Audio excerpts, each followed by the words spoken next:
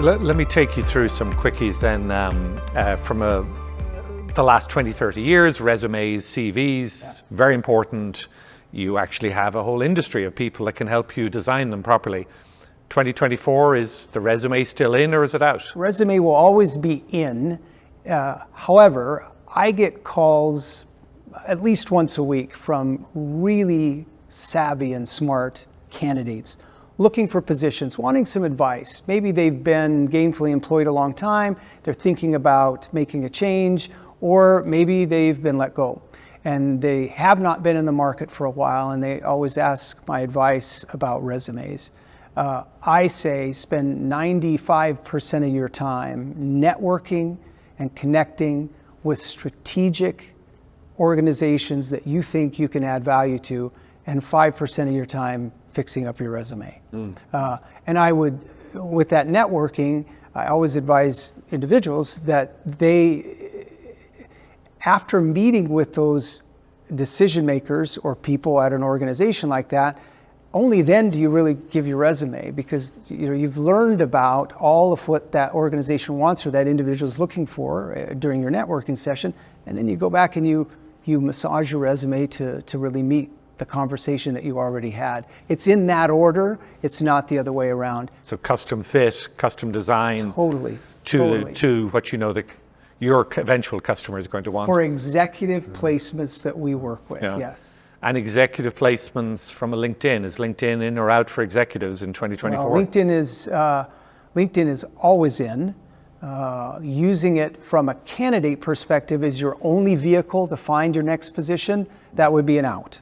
Okay, I think from again executive placements, I think LinkedIn is an absolute necessity, but it is one arrow in the quiver, and you've got to have a lot of arrows to get the position that you want as an executive with a client that you want to work with. And if you're advising somebody doing searches, increasingly I think they would probably say to you, I can find fantastic candidates on LinkedIn. Why would I use an executive search group? If you're hiring based only on LinkedIn, one of our clients said it best several years ago, it was the easiest way for him to make a fast and poor hiring decision by using LinkedIn by itself. It's a great tool. Again, it's one of many tools that you have to use to really make a great hire and bring in an impact player to your company. So how does Kincannon Reed use LinkedIn? How does it help the executive search, or does it help the executive? It does. We absolutely use LinkedIn. It's one of the databases that we use to vet our candidates, to find candidates. It's not the only one. We belong to associations that have lists of individuals. We pay for that privilege. We have our own proprietary database that's unparalleled in food and ag placements. Over the last 42 years, we've compiled names and information in that proprietary database that helps us. And then, of course, we have our own networks, people that we meet, new people, and people that we know already in our, to use an old term, Rolodexes, that we can find and help when we need to work with the client. And if somebody's looking for a candidate and they say, I'd like to go further, I'd like to use psychometric testing. Lots of people are in favor, lots of people think it's not particularly effective. What's your opinion on it? Yeah, I think of the hiring process as kind of a polyphonic stereo system, surround sound, call it. If you went to your favorite movie, like, I don't know, Star Wars is a good example, and you only had one speaker blaring at you, you would really lose out on the total experience of watching your favorite movie. Well, the hiring process to me is like a multifaceted surround sound. And it's got lots of different speakers that need to be turned on and balanced in order to make a great decision. Psychometric profiling is one of those speakers. To use it by itself, blaring, and only use it would be a mistake. Okay, just like it would be a mistake to just use your gut. Okay, that would be another speaker in the sort of surround sound system. So we try to create really a nice symphony of sound for our clients that have a lot of different tools and information for them to make the best decision. Only then, I think, do we see the placement levels that we have. Our people stay after we hire them at incredibly high rates, and that's because it's this balanced view of hiring with our clients. Right. I suppose this time of the year, I feel many of my friends choose to leave the companies they're with, and it appears on LinkedIn, open for work, looking for work. Your opinion on that? What should you communicate on LinkedIn if you have either left your previous employer or if you're now ready to look for a new position? Well, Aidan, I don't know, what do you think about that? How would you, if you were looking for a job, do you think it would best portray your capabilities and your expertise if you sort of broadcast that on LinkedIn? What do you think? I suppose when I see open to work,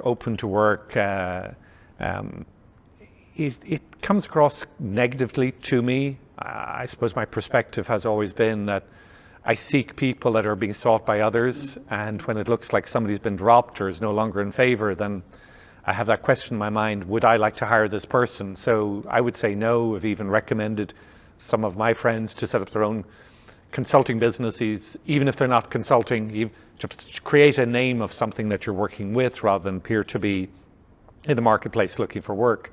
But I think it's even, for me, broader than that. I think LinkedIn can be a very powerful tool if you keep it up to date, if you continually post things on there.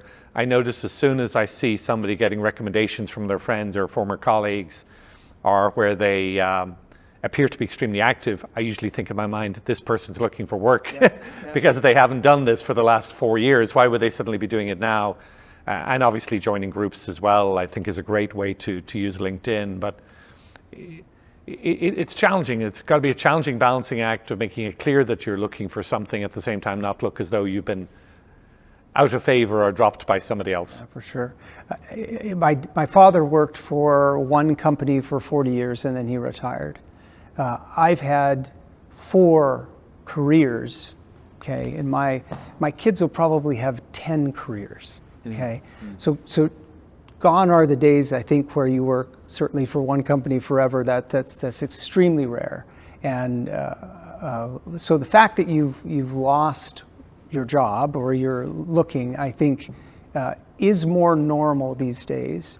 And our clients understand that the work continuity can be choppier, just for lots of different reasons. I concur with you, though. Going on LinkedIn and posting, open for work, et cetera, does, I think, from an image perspective, for executive placements like we work with, I'm not sure that sends the right message to the marketplace. I think I would follow your advice on that, and I think that's good advice.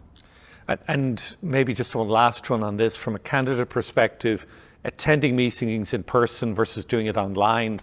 Increasingly, it's a lot more inexpensive to attend a meeting online, and you can go there and you can approach the people you want to approach. Yeah. Whereas going to these meetings obviously is an investment. Would you recommend candidates to make that investment if they're in the market? I'm not sure that there's a single answer to that. Here's what I would say. If you're looking for your next opportunity and you want to be networking with the right people, it is an investment. It's an investment in your time. You probably are going to spend some money on it. Be strategic about it. I think I mentioned earlier with the resume, meeting with people first and then following up with a resume. Well, if a conference is the best way to meet the people that you need to meet, okay, for your strategic job search, then I say spend the money, okay? If it isn't, then don't. But when individuals call me, and again, this happens weekly, and they say, well, what should I do? It is about being deep and narrow in your strategic job search, okay, as a candidate. So if that, again, deep and narrow means find 10 or so companies that you think you can add value to, that you think you would like to work for, and then prove your hypothesis by meeting with people, okay, by talking to those that work in that organization. Sometimes that's at a conference, okay, that could work. It may be a coffee, it may be a Zoom meeting, but that's the right way to find your next position in terms of networking. So from your perspective, face-to-face is still in? Yes, very much so. Particularly for executive placements, the levels that we work in our organization.